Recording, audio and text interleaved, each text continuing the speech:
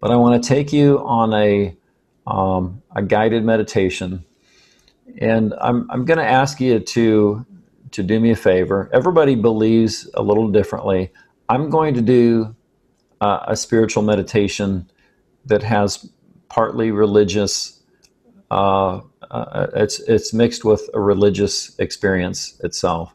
Now, I'm not asking you to convert to my religion. What I want to do is show you how you can incorporate religion into your life.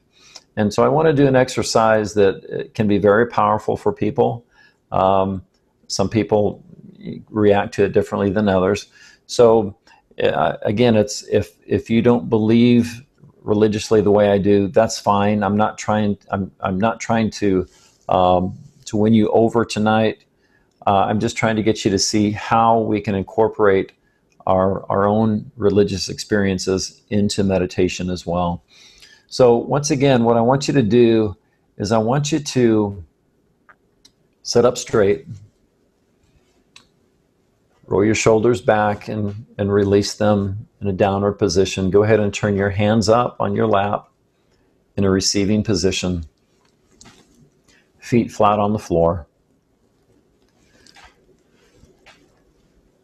Begin to inhale through your nose.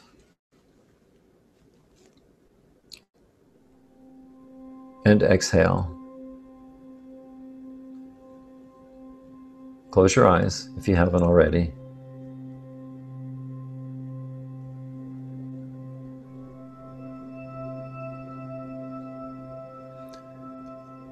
I want you to allow just a sense of peace to come over you.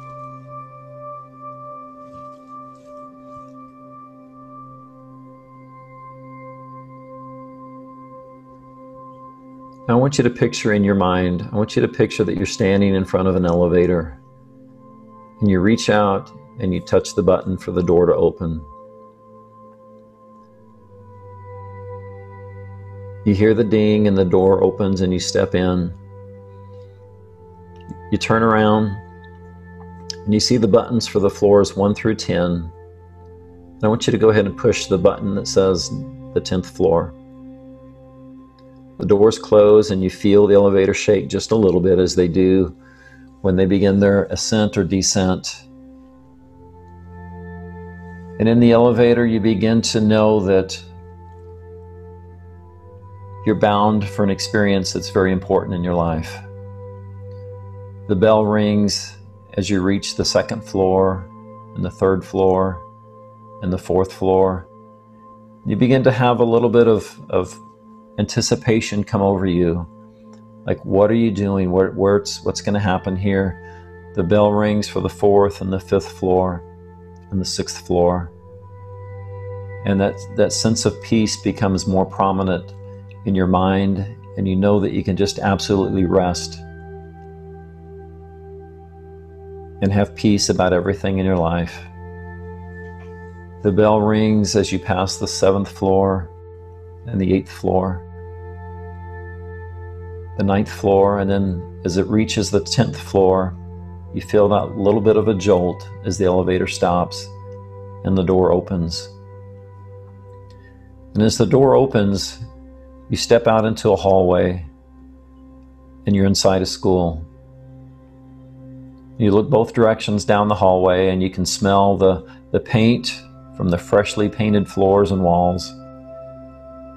And you look ahead of you and there's a classroom that has your name on it. So you open the door, you walk in, you take in the surroundings of the room. There's actually a chalkboard in the classroom. There's a flag. There's a teacher's desk. And there's a single desk in the middle of the room.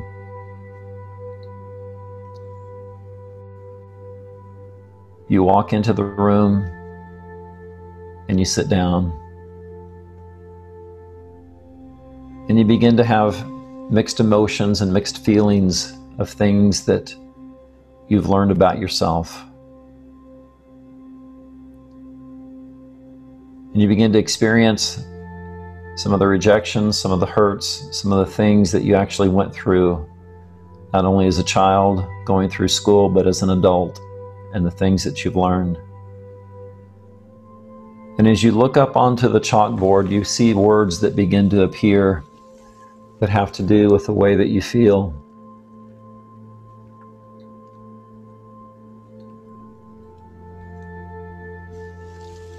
Maybe there was some rejection. Maybe you were overweight and made fun of. Maybe you weren't popular. Maybe you were popular, but you felt used by people because of your popularity. We go through a lot of emotions regarding our past. We go through a lot of emotions regarding what people have said to us. Some of us grew up with parents that consistently called us stupid, made us feel inadequate, made us feel like we just weren't enough. Children at school and adults at work have a way of making us feel like we don't measure up. We're not part of the group, or we're not part of something that appears to be more important than what we are. I want you to look at those words of how you feel and how you have felt in your life on the chalkboard ahead of you.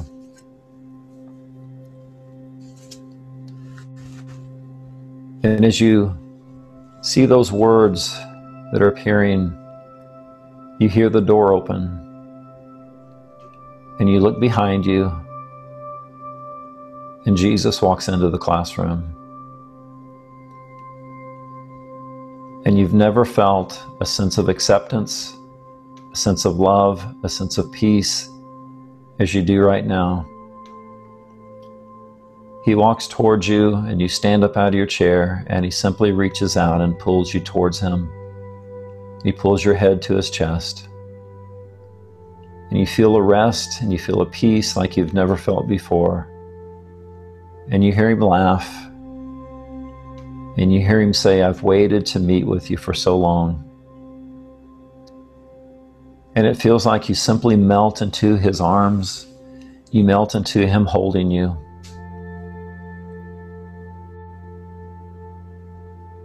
You have a feeling of joy that outweighs the world and everything that the world has to offer. And he takes you by the hand, and he says, "I'm here to show you something." And he takes you by the hand, and he leads you to the chalkboard. And down in the tray is an eraser. And he asks you to pick up the eraser. And you pick it up, and he grabs the eraser, he puts his hand over your hand, and he begins to erase the words that bring feelings of lack or thoughts of lack. You begin to erase the words that make you feel like you don't measure up, or the words that make you feel inadequate. He erases the words that represent your regrets or the time wasted. He simply erases everything negative that you feel about your life. And then he takes the chalk, and he puts it in your hand, and he says, begins to write that you are unconditionally loved, and you write that out, and you see it on the chalkboard. And then he takes the chalk, and he writes, "You are completely forgiven."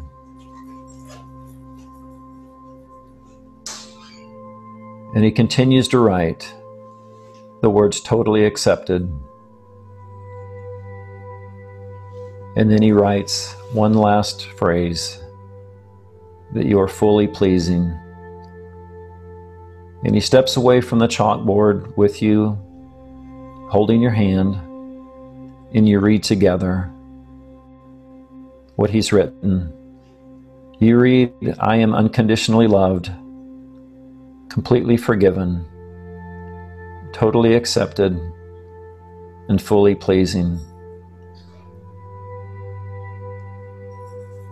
And next to where the eraser was, there's a can of sealant, of clear sealant, that he picks up, and he sprays it over those words, locking them in place where they can never be erased again. He turns to you and he says, "This is the way I see you, and this is the way my Father sees you." And you feel a sense of release again come over you, a release from the past, a release from the negative feelings, a release from the regrets, a release from not measuring up and all the inadequacies that people have shared with you and about you, all those regrets and the time wasted. And once again, he smiles and he pulls you to him. And then again, you simply melt into his arms in appreciation of what he just did.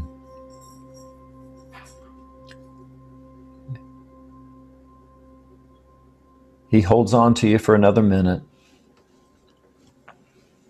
Then he releases you and he says, "I am with you always. I will never leave you. I will never forsake you." And he steps away from you and out the door. And as he leaves, you still retain that sense of peace and that sense of joy as when he was holding you close. You look at the chalkboard one more time with a different feeling, with a new smile, with a new attitude, with a new mindset about who you are. You turn and you step out of the classroom. You walk towards the elevator and you push the button. The door opens and you step in and you push the button for the first floor. You hear the door shut.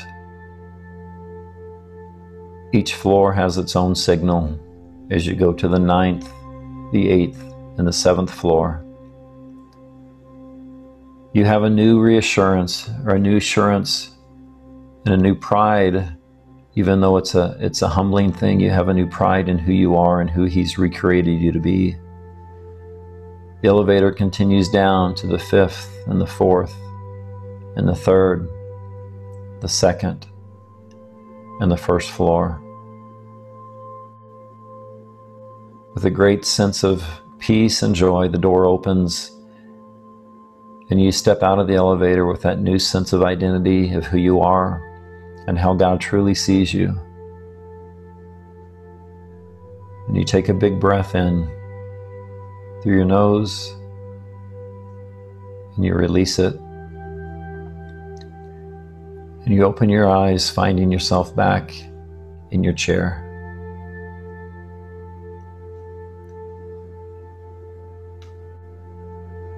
Take just a second, just a few seconds, to know that the reality of the issue is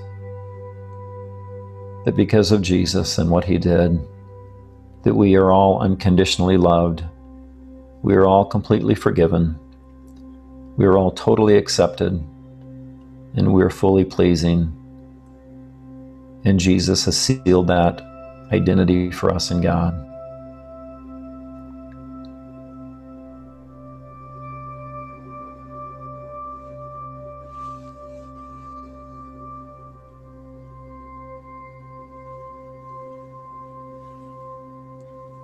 So open your eyes if you haven't already, and know this, that the best source of finding your identity and your purpose is in finding out the way God truly feels about you and what he says about you.